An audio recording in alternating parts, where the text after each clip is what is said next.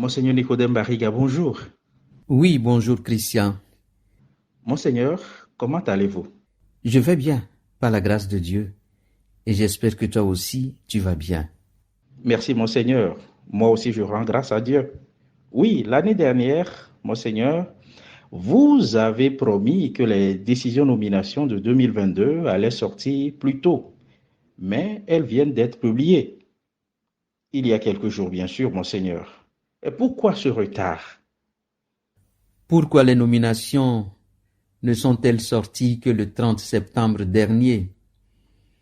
Oui, je le reconnais, cette année encore, les nominations ont été publiées avec un certain retard, ce que je regrette, mais c'est la tâche cumulée des deux diocèses, Lomé et Atakwame, qui explique cela. J'espère que l'année prochaine, lorsque je serai déchargé de ma responsabilité d'administrateur apostolique d'Atakwame, j'espère que les nominations sortiront beaucoup plus tôt. Monseigneur, est-ce que les nominations de cette année ont quelque chose de particulier?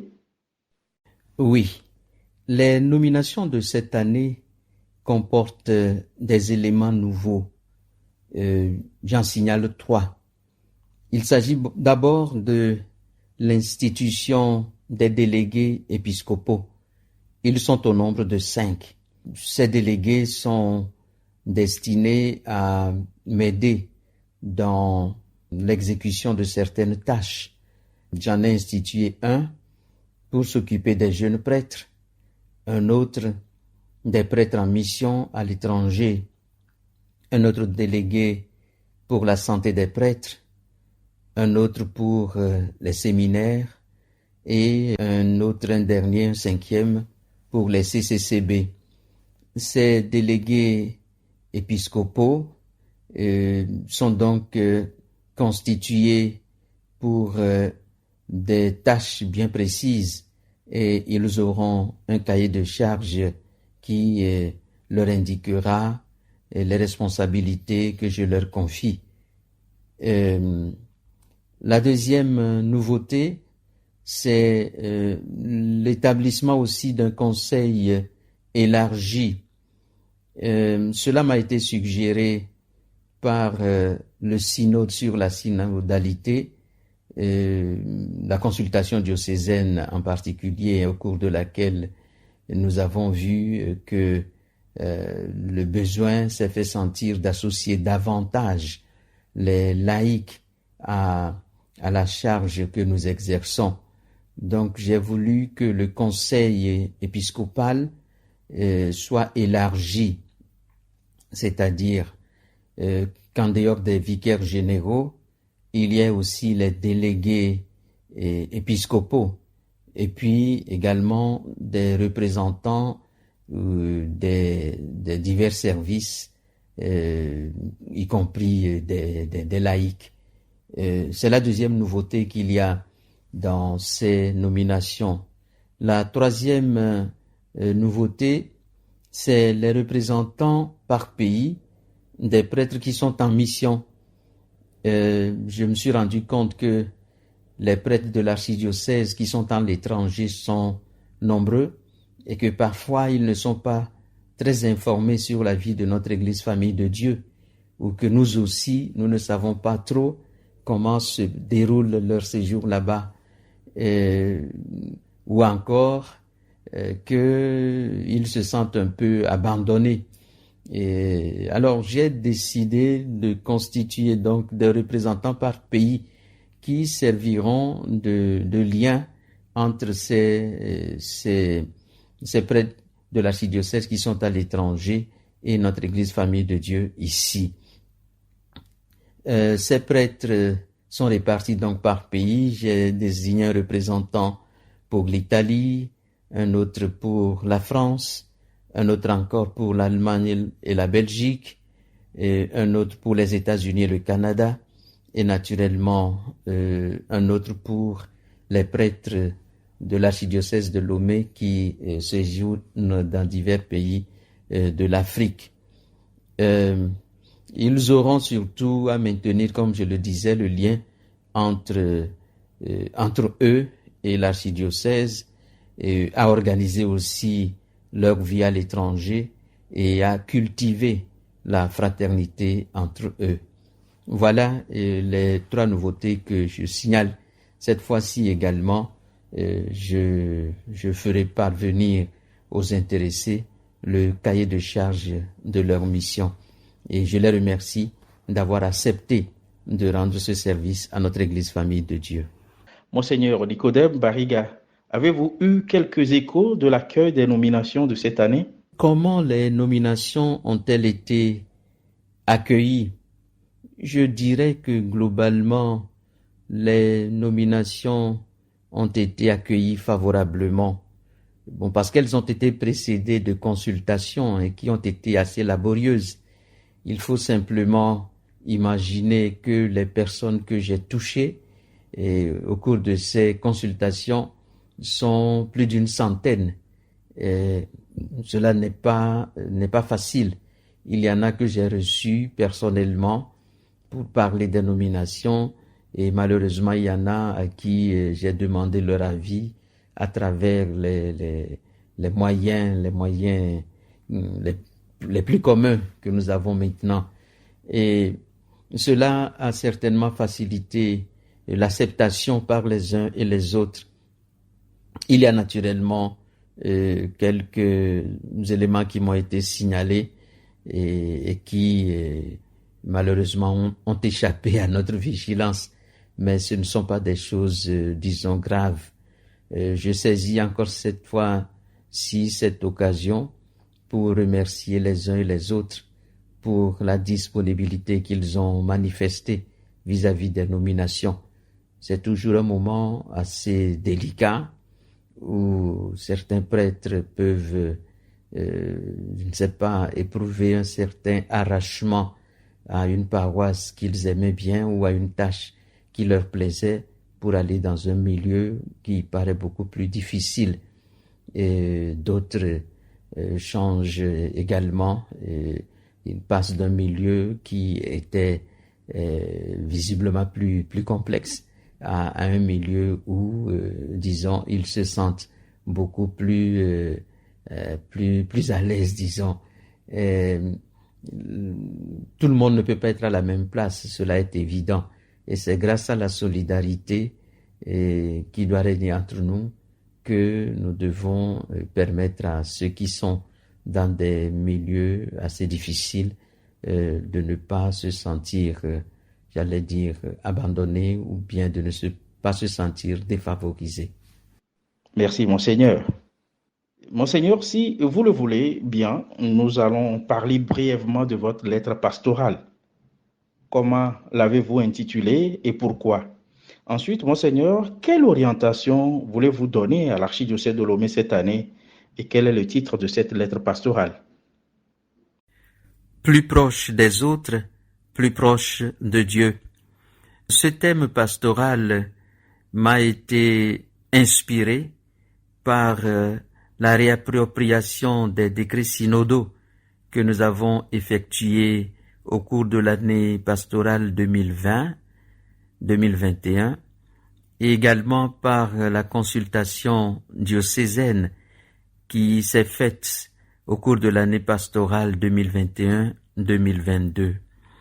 Nous avons senti le besoin d'être beaucoup plus proches les uns des autres à l'intérieur de notre Église Famille de Dieu et ainsi d'être également beaucoup plus proches de Dieu. Ce thème de l'année pastorale fera l'objet de la lettre que je suis en train de préparer et qui se structure globalement en 3 parties. Il y aura d'abord la présentation du thème lui-même. En quoi consiste cette proximité à l'égard des autres et qu'est-ce que j'entends par la proximité à l'égard de Dieu? Pourquoi est-ce que je mets une relation entre la proximité vis-à-vis des autres et la proximité vis-à-vis de Dieu? L'indication, c'est que plus nous nous rapprochons des autres, plus nous nous rapprochons aussi de Dieu. La deuxième partie va toucher des questions qui ont été soulevées surtout durant la consultation synodale. Je parlerai des CCCB, d'un cadre à l'intérieur duquel nous sommes invités à vivre réellement la proximité. Je parlerai également de la question des enseignants volontaires qui a été soulignée ou soulevée à plusieurs reprises comme une situation d'injustice à l'égard de ceux-là qui travaillent dans nos écoles. J'ai même un projet de convoquer les états généraux de l'enseignement pour qu'on regarde de près cette situation et qu'on fasse ce qui est possible. Bon, je précise ce qui est possible. Il y a une autre question qui sera abordée dans la lettre pastorale, c'est la question des employés de l'Église. Et là encore, il a souvent été mentionné que nos employés ne sont pas bien traités. Et donc ce sera l'occasion aussi de regarder de près cette situation et d'inviter les uns et les autres à comprendre ou à connaître ce que prévoit la législation en vue de régulariser autant que possible la situation de ceux qui sont à notre service. Il y a enfin toujours dans cette partie, dans cette deuxième partie de la lettre pastorale, il y a la communion qui doit régner à l'intérieur de chaque état de vie, par exemple entre les prêtres, entre les religieux et religieuses, et au sein des associations diverses, au sein de nos communautés paroissiales, etc. Et puis aussi la communion qui doit exister entre les divers états de vie. Je vais parler de la communion qui doit exister entre les prêtres, les personnes consacrées, les laïcs, etc. Tout cela comme une expression de notre proximité entre nous. Et puis, il y a la troisième partie de la lettre pastorale qui est constituée surtout du rappel de quelques directives importantes pour l'année et aussi de l'agenda du programme de mes activités et du programme des activités de l'archidiocèse en général. Voilà le thème et le contenu de la lettre pastorale en préparation. Monseigneur Nicodème Barriga, les nominations sont sorties au moment où le Burkina Faso était secoué par un nouveau coup d'État militaire. C'est vrai, vous êtes né au Burkina Faso. Que vous inspire cela, Monseigneur? Effectivement, la situation dans notre région ouest-africaine est assez préoccupante. En dehors de la menace de l'extrémisme violent, du djihadisme, il y a depuis quelque temps aussi les coups d'État qui se multiplient et qui suscitent beaucoup de questionnements qui restent encore sans réponse. Nous ne maîtrisons pas les tenants et les aboutissants de ce qui se passe et donc je ne vais pas me hasarder à faire des suppositions, mais simplement j'invite à prier pour que la situation ne dégénère pas au Burkina. Et je salue l'effort de médiation qui a été conduit par les religieux et, disons, les chefs traditionnels au Burkina Faso, ainsi que la médiation de la CEDEAO, médiation qui ont permis de retrouver très rapidement le calme et également d'éviter le pire. Voilà, mais nous devons apprendre à travers tous ces événements qui se produisent et surtout prendre les précautions nécessaires pour que les phénomènes liés à la violence ne se produisent pas chez nous aussi. Monseigneur, avez-vous un mot de conclusion? Mon mot de la fin. Nous sommes au début d'une année pastorale qui est placée sous le thème de la proximité. Mon souhait, mon vœu le plus cher, c'est que durant cette année, un effort soit fait au niveau de toutes les paroisses pour redonner un nouveau souffle au CCCB, là où les conseils communautaires existent, ou pour les instituer là où elles n'existent pas encore. Et puis, je souhaite vivement que chaque prêtre, dans le lieu où il est envoyé, puisse s'acquitter de sa mission avec beaucoup de disponibilité, également avec une solidarité effective à l'égard des confrères qui sont plutôt dans des milieux beaucoup plus défavorisés. Je souhaite que nous marchions ensemble comme une seule Église dans l'effort conjugué d'une communion réelle en prenant vraiment à cœur tout ce que je vais mettre dans la lettre pastorale. Donc je souhaite une très bonne année et à tous. Et comme nous sommes au début du mois d'octobre, le mois du rosaire et le mois de la mission, je souhaite à chacun un bon mois du rosaire et que la Vierge Marie nous aide à être aussi des missionnaires, à annoncer l'Évangile, non seulement en parole, mais par tout ce que nous faisons et par notre vie entière. Merci Christian, et que Dieu te bénisse, que Dieu nous bénisse tous. Merci Monseigneur, union de prière et bonne année pastorale à vous et à l'archidiocèse de Lomé.